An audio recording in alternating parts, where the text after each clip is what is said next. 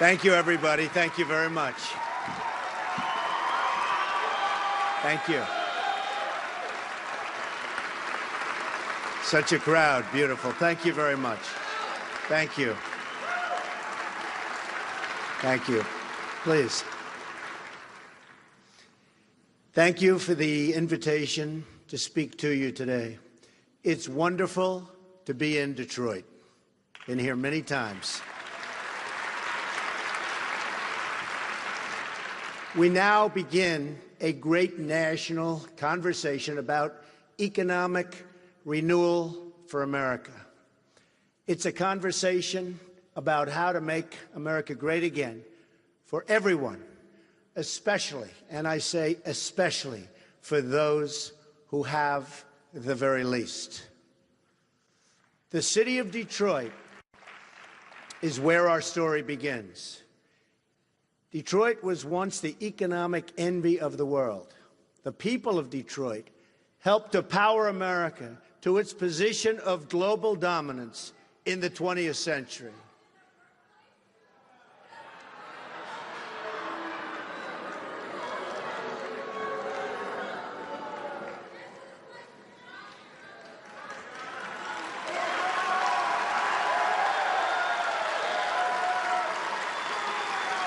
Thank you.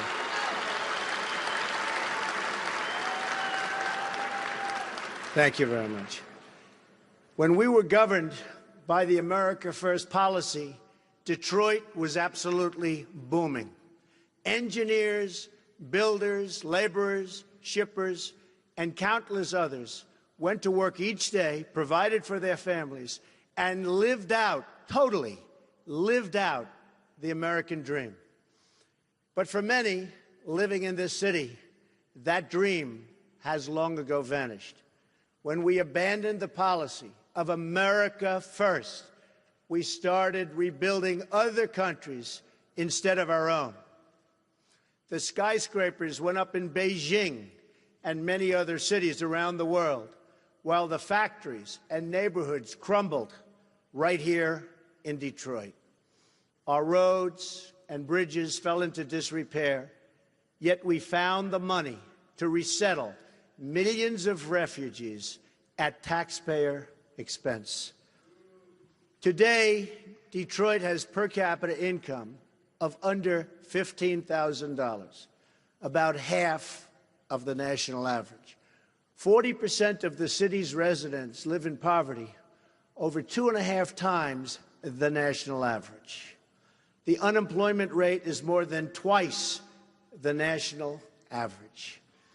Half of all Detroit residents do not work.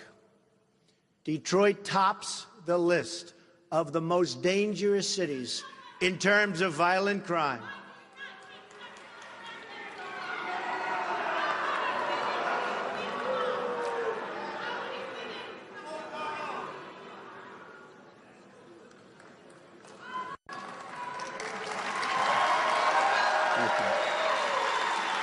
Thank you. Thank you. Detroit tops the list of most dangerous cities in terms of violent crime. These are silenced victims whose stories are never told by Hillary Clinton, but victims whose suffering is no less real or permanent. In short, the city of Detroit is the living, breathing example of my opponent's failed economic agenda.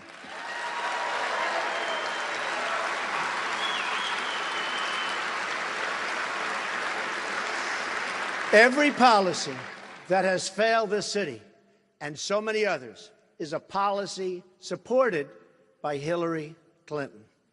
She supports the high taxes and radical regulation that force jobs out of your community. And the crime policies have made you far, far less safe. And the immigration policies that have strained local budgets and the trade deals like NAFTA, signed by her husband, that have shipped your jobs to Mexico and other countries. And she supports the education policies that deny your students choice, freedom and opportunity.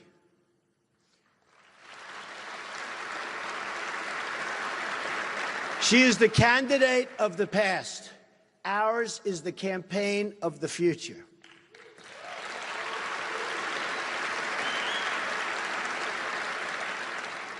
This is a city controlled by Democratic politicians at every level.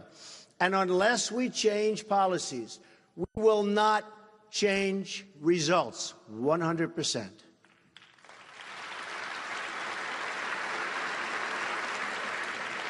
Today, I will outline my economic vision.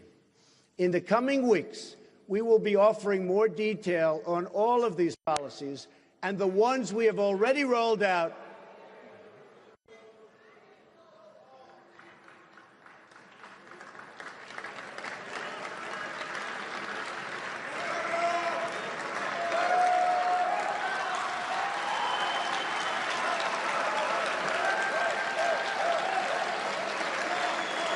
Thank you, everybody. This is what happens when you go from 35 people to close to 2,000 people, I guess. In the coming weeks, we will be offering more detail on all of these policies, and the ones we've already rolled out can be viewed on my campaign website. Our opposition, on the other hand, has long ago run out of ideas. All Hillary Clinton has to offer is more of the same: more taxes, more regulations, more bureaucrats, more restrictions on American energy and on American production. More of that. If you were a foreign power looking to weaken America, you couldn't do better than Hillary Clinton's economic agenda.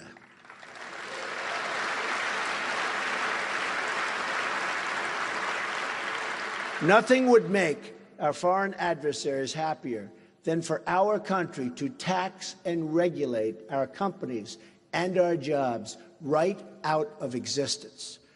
The one common feature of every Hillary Clinton idea is that it punishes you for working and doing business in the United States. Every policy she has tilts the playing field towards other countries at our expense. And that's why she tries to distract us with tired political rhetoric that seeks to label us, divide us, and pull us apart. My campaign is about reaching out to everyone as Americans and returning to a government that puts the American people first.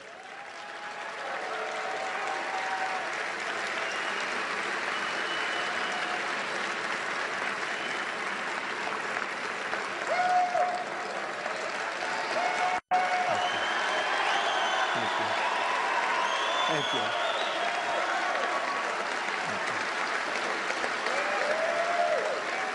Thank you. Here is what an America First economic plan looks like. First, let's talk tax reform. Taxes are one of the biggest differences in this race. Hillary Clinton, who has spent her career voting for tax increases, plans another massive job-killing $1.3 trillion tax increase. Big increase, one of the biggest ever. Her plan would tax many small businesses by almost 50%. Recently, at a campaign event, Hillary Clinton short-circuited, you know this, you've heard this one. Hillary Clinton short-circuited again, to use a now famous term, when she accidentally told the truth and said that she wanted to raise taxes on the middle class.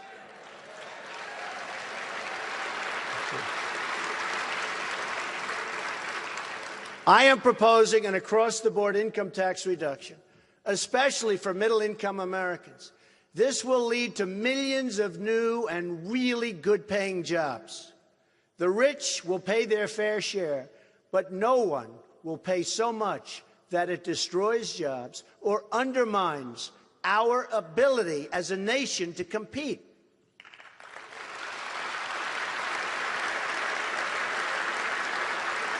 As part of this reform, we will eliminate the carried interest deduction.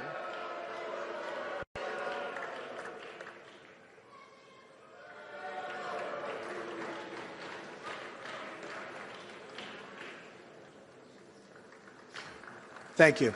As part of this reform, we will eliminate the carried interest deduction, well-known deduction, and other special interest loopholes that have been so good for Wall Street investors and for people like me, but unfair to American workers. Tax simplification will be a major feature of the plan.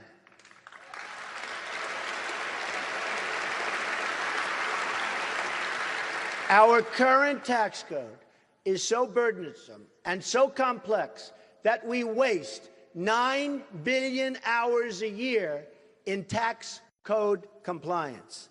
My plan will reduce the current number of brackets from 7 to 3 and dramatically streamline the process.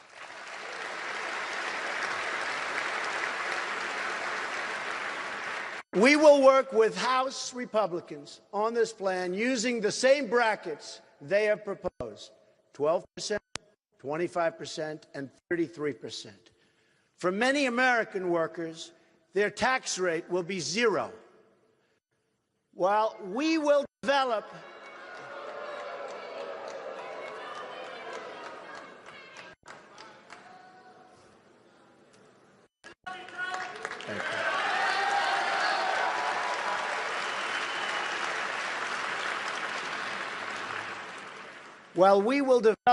our own set of assumptions and policies, agreeing in some areas but not in all or in others, we will be focused on the same shared goals and guided by the same shared principles: jobs, growth, and opportunity.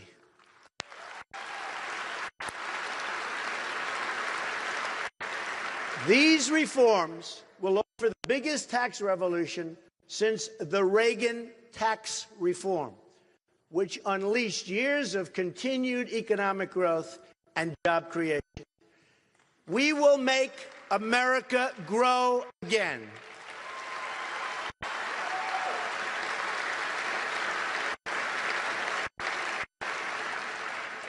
In the days ahead, we will provide more details on this plan and how it will help you, and most importantly, your family. It will present a night and day contrast to the job-killing, tax-raising, poverty-inducing Obama-Clinton agenda.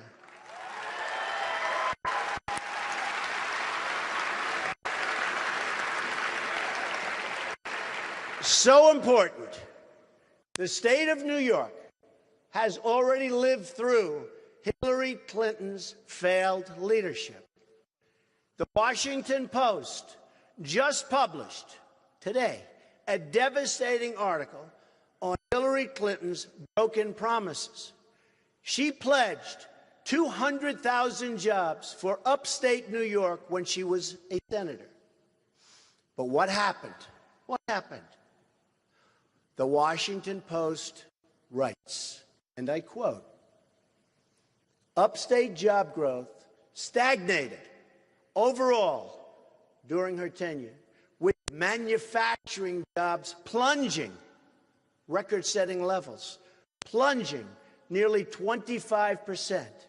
The former First Lady was totally unable to pass big-ticket legislation. Many promised jobs. They were all promised. I remember it so well. Vote for Hillary. She'll bring back your jobs.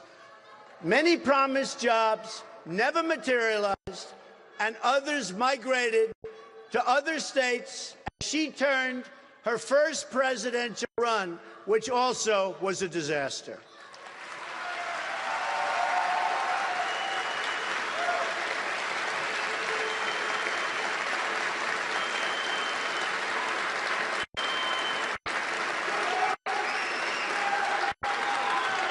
Thank you. Thank you.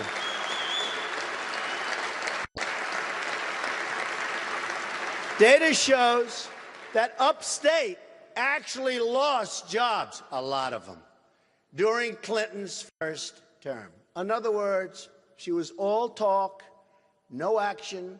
Upstate New York is a disaster. It's a disaster. What's happened to upstate New York. And NAFTA, which her husband signed, is a very, very big reason. Compare that to my record. In a recent New York Post article by Steve Quazzo, How Donald Trump Helped Save New York City, the paper writes that and this is a direct quote, in other words, it's not from me.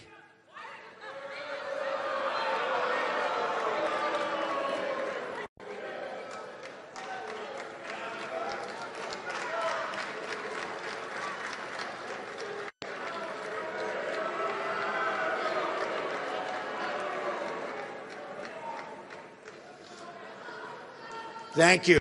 Thank you. It's all very well planned out, every couple.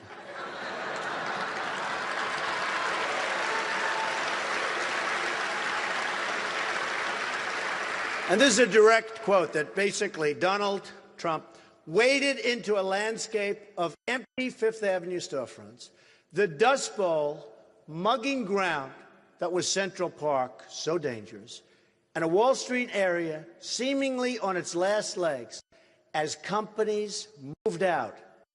Then, almost by sheer force of will, he rode to the rescue.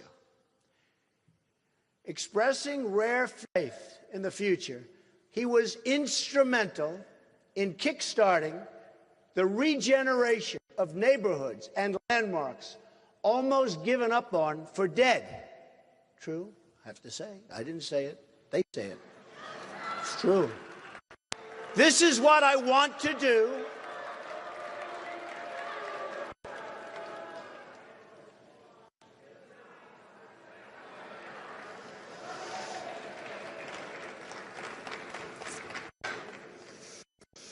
You all remember New York City was a disaster. We made it great. We made it great. This is what I want to do. Thank you. This is what I want to do for our country. I want to jumpstart America, and it can be done, and it won't even be that hard.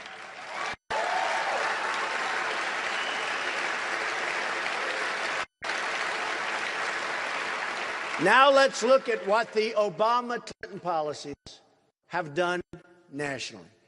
Their policies produced 1.2% growth, the weakest so-called recovery since the Great Depression.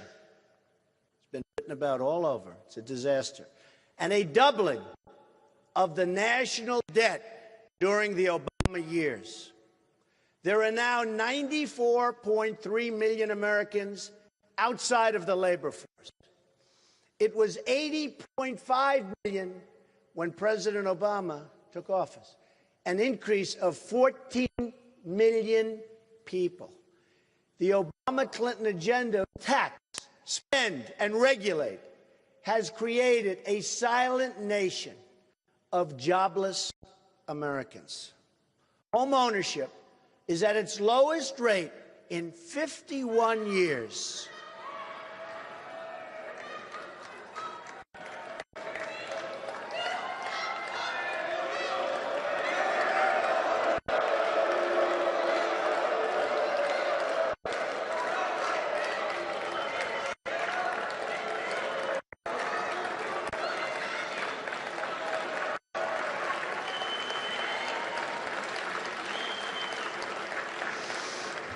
Thank you very much.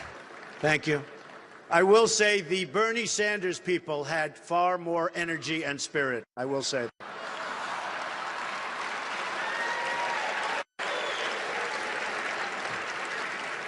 Nearly 12 million people have been added to the food stamp, and these people are growing, and it's growing so rapidly since President Obama took office.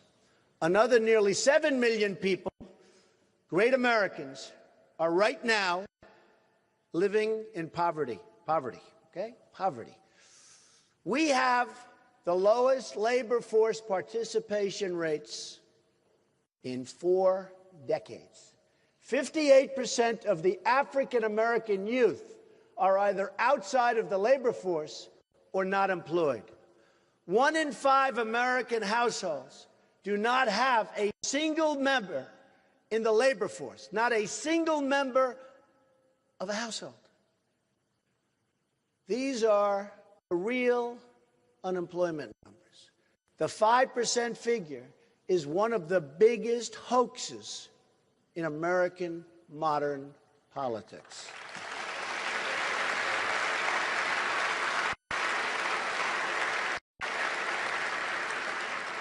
Meanwhile, American households are earning more than $4,000, think of that, $4,000 less today than they were 16 years ago.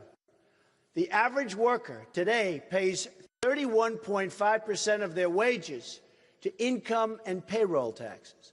On top of that, state and local taxes consume another 10%. Very grim picture. The United States also has the highest business tax rate among the major industrialized nations of the world at 35%. It's almost 40%.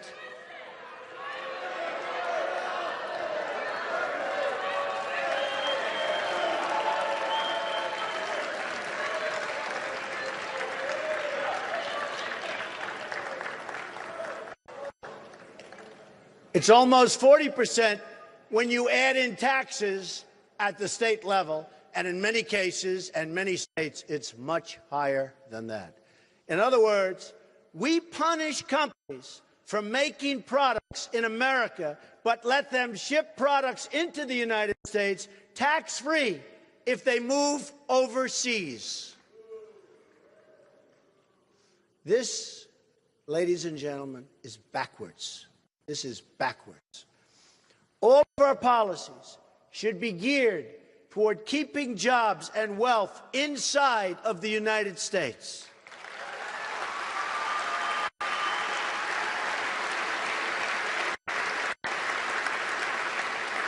Under my plan, no American company will pay more than 15% of their business income in taxes. In other words, we're reducing your taxes from 35% to 15%.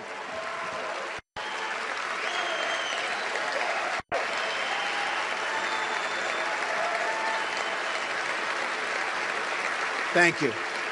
Thank you. Small businesses will benefit the most from this plan.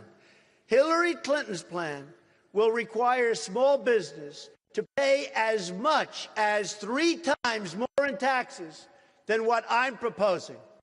And her onerous regulations will put them totally out of business, and you won't be able to start. You cannot ever start a small business under the tremendous regulatory burden that you have today in our country. I'm going to end it. I am going to cut regulations massively, massively.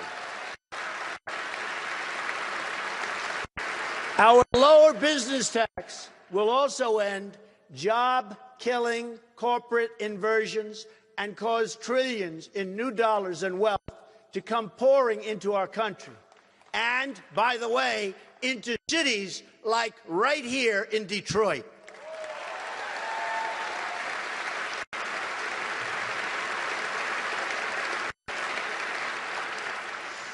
To help unleash this new job creation, we will allow businesses to immediately expense new business investments. No one will gain more from these proposals than low and middle income Americans.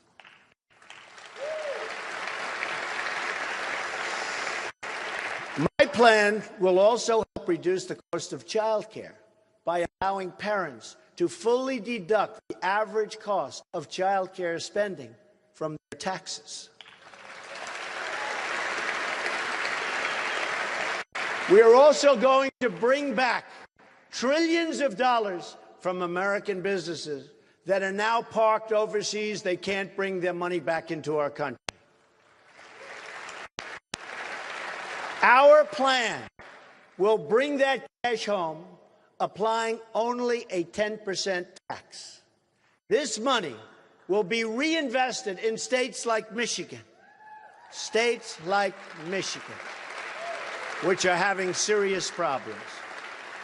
Finally, no family will have to pay the death tax. American workers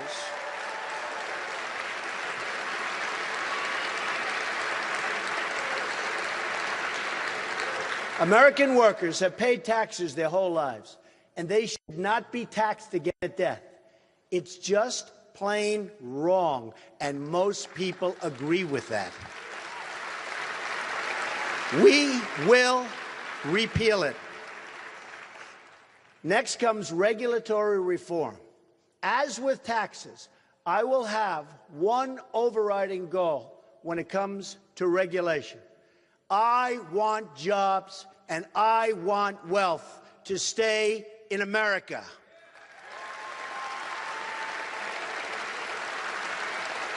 Motor vehicle manufacturing is one of the most heavily regulated industries in the country and even in the world.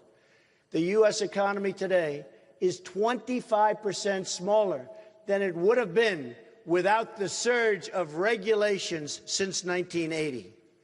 It is estimated that current overregulation is costing our economy as much as $2 trillion a year. That's money taken straight out of cities like Detroit. So many of our cities are suffering so gravely, right out of Detroit and others. The Federal Register is now over 80,000 pages long. As the Wall Street Journal noted, President Obama has issued close to 400 new major regulations since taking office, each with a cost to the American economy of $100 million or more. In 2015 alone, the Obama administration unilaterally issued more than 2,000 new regulations, each a hidden tax on American consumers and a massive lead weight on the American economy. It is time to remove the anchor dragging us down, and that's what it's doing. It's dragging us down.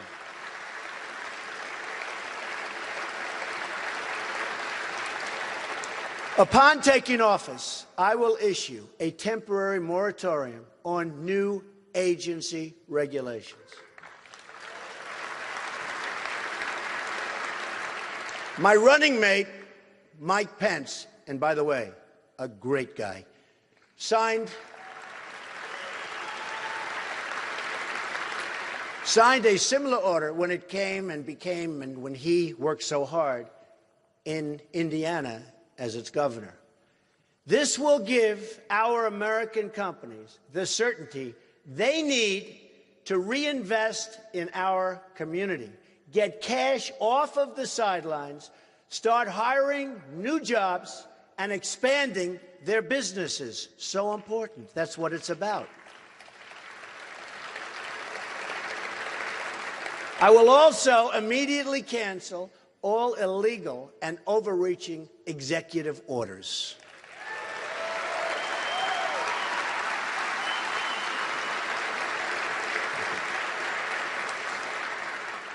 Next, I will ask each and every federal agency to prepare a list of all of the regulations they impose on Americans which are not necessary, do not improve public safety, and which needlessly kill many, many jobs. Those regulations will be eliminated quickly.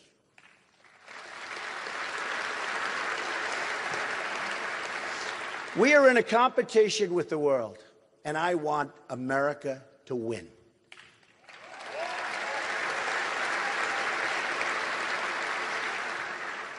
We don't win anymore, But when I am president, we will start winning again. Big league.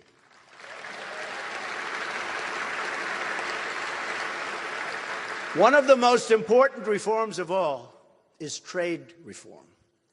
As Bernie Sanders has said, Hillary Clinton has bad judgment. Said it many times. We've seen this bad judgment overseas in Libya, Iraq, and Syria. We've seen it in Iran. We've seen it from President Obama when he gives $150 billion to Iran, the #1 terrorist state, and even gives them $400 million in money laundered cash as a ransom payment. But we've also seen the terrible Obama-Clinton judgment right here for everybody to see in Detroit. Hillary Clinton has supported the trade deals stripping this city and this country of its jobs and its wealth. She supported Bill Clinton's NAFTA. She supported China's entrance into the World Trade Organization. She supported job-killing trade deal, and that was a really bad one, with South Korea. And she supports the Trans-Pacific Partnership, not now, but very soon if she wins, and we can't let her win, because that will be a disaster for Detroit and everybody else.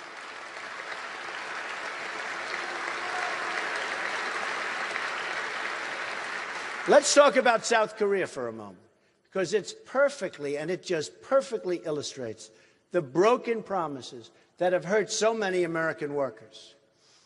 President Obama and the usual so-called experts who've been wrong about every trade deal for decades predicted that the trade deal with South Korea would increase our exports to South Korea by more than $10 billion, resulting in some 70,000 jobs.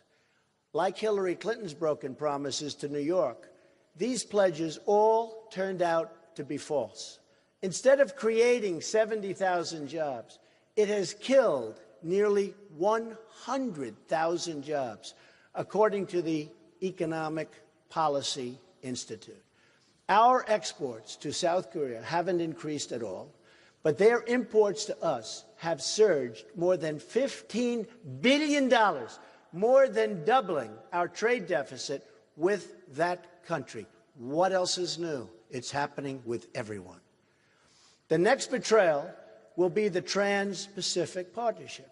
Hillary Clinton's closest friend, Terry McAuliffe, confirmed what I've been saying, and this is from the beginning. If sent to the Oval Office, Hillary Clinton will enact the TPP, as sure as you're sitting there. Her donors will make sure of it. A vote for Hillary Clinton is a vote for TPP, and it's also a vote for NAFTA. Our annual trade deficit in goods with Mexico has risen from close to zero, think of that, close to zero in 1993 to almost $60 billion today. Our total trade deficit in goods hit nearly $800 billion last year. Total trade deficit, almost $800 billion. This is a strike at the heart of Michigan and our nation as a whole. According to the Bureau of Labor Statistics, before NAFTA went into effect, there were 285,000 auto workers in Michigan. Today, that number is only 160,000 auto workers. Detroit is still waiting for Hillary Clinton's apology. She has been a disaster. Obama has been a disaster. I expect Detroit will get that apology right around the same time Hillary Clinton turns over the 33,000 emails she deleted.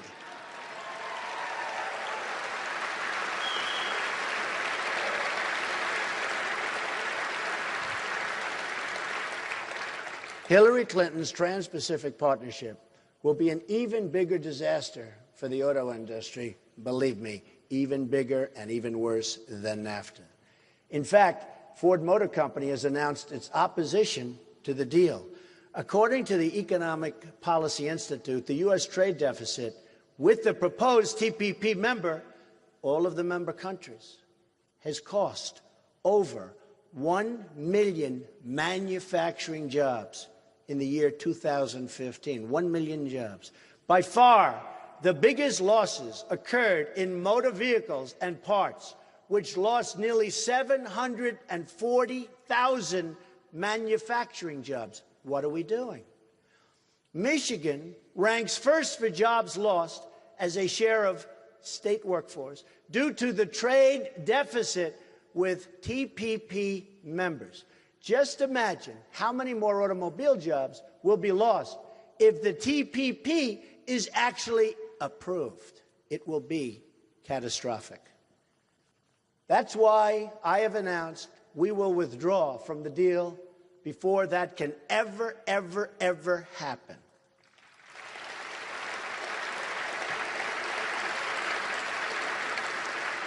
Hillary Clinton will never withdraw from TPP. She is bought, controlled, and paid for by her donors and special interests, 100%.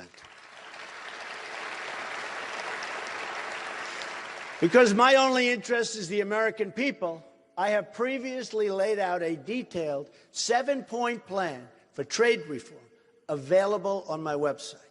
It includes strong protections against currency manipulation, big problem, tariffs against any countries that cheat by unfairly subsidizing their goods, and it includes a total renegotiation of NAFTA, which is a disaster for our country, a total renegotiation. And if we don't get a better deal, we will walk away.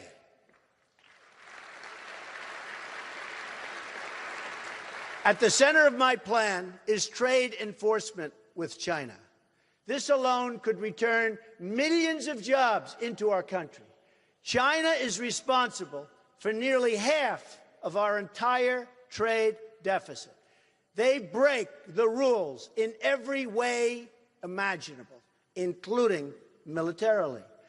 China engages in illegal export, subsidies, prohibited currency manipulation, and rampant theft of intellectual property. It's rampant. It's out of control. They also have no real environmental or labor protections, further undercutting American workers, totally undercutting our workers. Just enforcing intellectual property rules alone could save millions and millions of American jobs.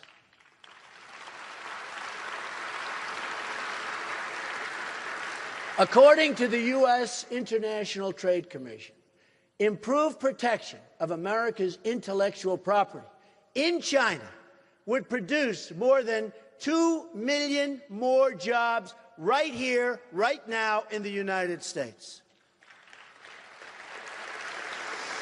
Add that to the saved jobs from cracking down on currency cheating and product dumping, and we will bring trillions of dollars in new wealth and wages back to our country, the United States of America. Thank you. So simple. So simple. Trade has big benefits. Thank you.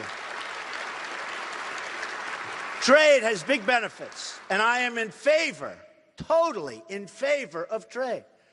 But I want trade deals for our country that create more jobs and higher wages for American workers. Isolation is not an option.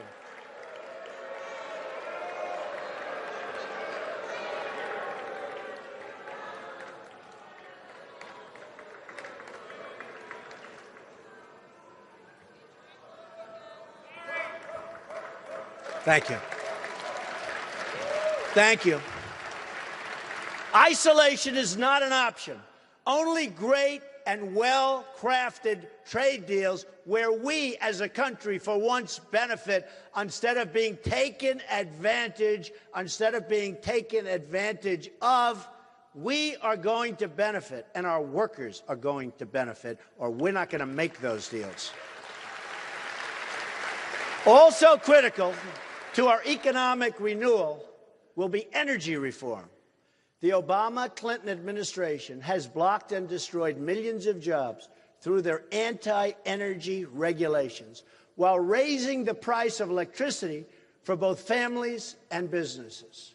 As a result of recent Obama EPA actions, coal-fired plants across Michigan have either shut down entirely or undergone expensive conversions, making them non-competitive in many cases.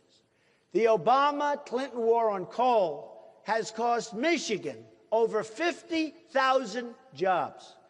Hillary Clinton says her plan will put a lot of coal companies and coal miners out of business. We will put our coal miners and our steel workers back to work where they want to be.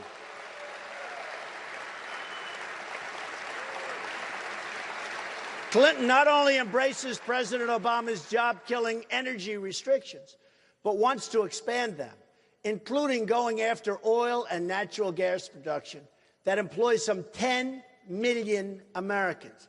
According to the Heritage Foundation, by 2030, think of that, 2030, the Obama-Clinton energy restrictions will eliminate another 500,000 manufacturing jobs, reduce economic output by $2.5 trillion, and reduce incomes by $7,000 per person.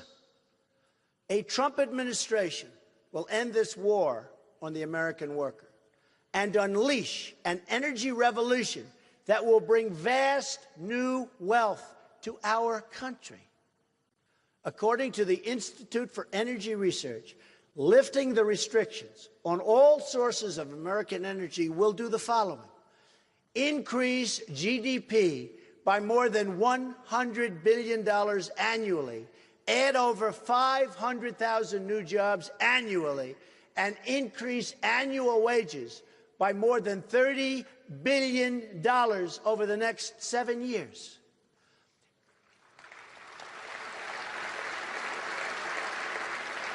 Additionally, it'll increase federal, state, and local tax revenue by almost $6 trillion over 4 decades, increase total economic activity by more than $20 trillion over the next 40 years.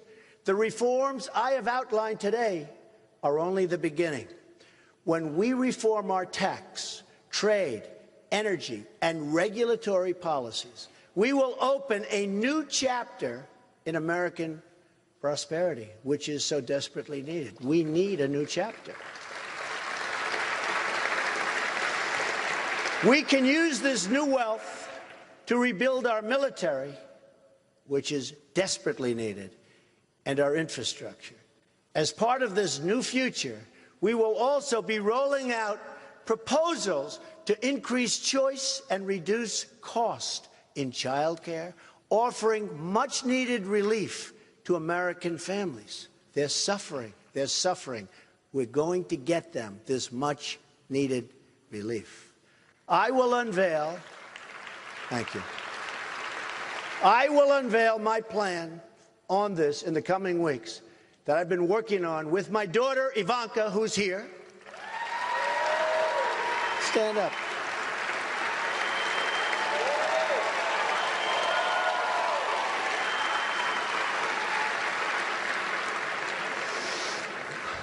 She feels so strongly about this, and an incredible team of experts. Likewise, our education reforms will help parents send their kids to a school of their choice. It will be so good for Detroit. We will also give our police and law enforcement the funds and support they need to restore law and order to this country. Law and order.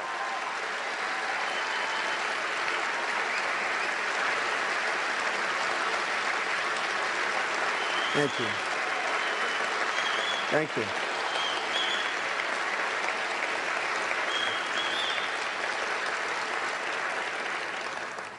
Without security, there can be no prosperity.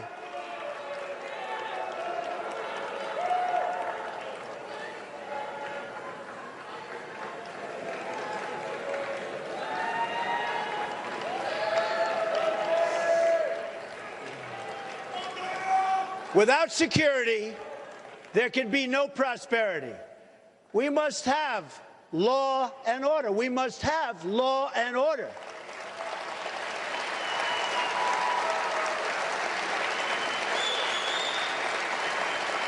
And by the way, our police in this country are really unrecognized for the incredible job they do. Thank you. In the coming days, we will be rolling out plans on all of these items. One of my first acts as president will be to repeal and replace disastrous Obamacare, saving another 2 million American jobs.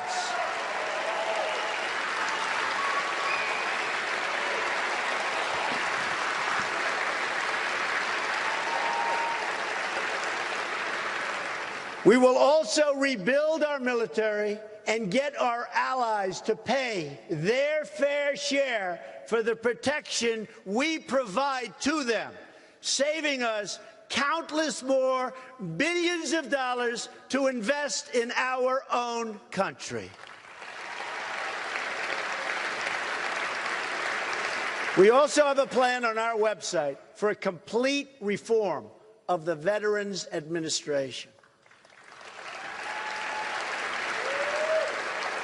This is something so desperately needed to make sure our vets are fully supported and get the care they deserve, which they have not been getting, not even close.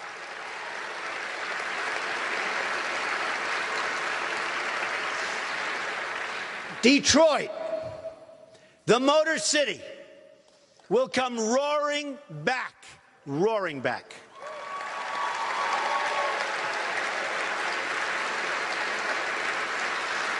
We will offer a new future, not the same old failed policies of the past.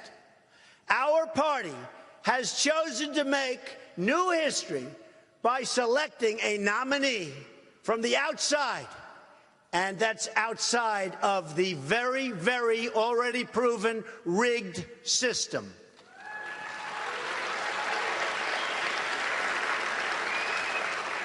The other party has reached backwards into the past to choose a nominee from yesterday who offers only the rhetoric of yesterday and the policies of yesterday.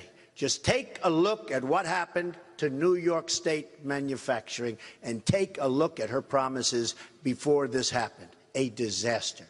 There will be no change under Hillary Clinton. Only 4 more years of weakness and President Obama. But we are going to look boldly into the future. We will build the next generation of roads, bridges, railways, tunnels, seaports, and airports. That, believe me, folks, is what our country deserves. American cars will travel the roads. American planes will connect our cities, and American ships will patrol the seas. American steel, American steel will send new skyscrapers soaring all over our country. We will put new American metal into the spine of this nation. It will be American hands that rebuild this country, and it will be American energy mined from American sources that powers this country. It will be American workers who are hired to do the job. American workers. Americanism, not globalism, will be our new credo. Our country will reach amazing new heights, maybe heights never attained before. All we have to do is stop relying on the tired voices of the past. We can fix a rigged system by relying on the people who and just remember this, is so important. We are reliant on people that rigged this system in the past. We can't fix it if we're going to rely on those people again. We can't solve that problem.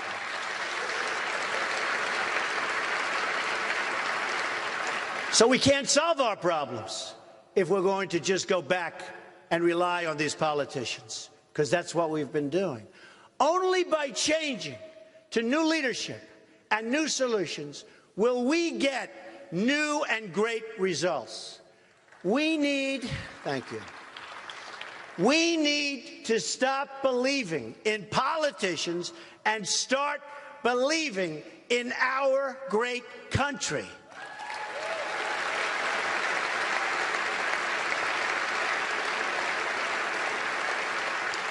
Before everything great that has happened, the doubters have always said, it couldn't be done. They say it right now. It couldn't be done. They actually said it when I ran for political office. It's not going to happen. He's never done it before. It happened. America is ready to prove the doubters wrong. They want you to think small. I am asking you to think big. We are ready to dream great things for our country once again.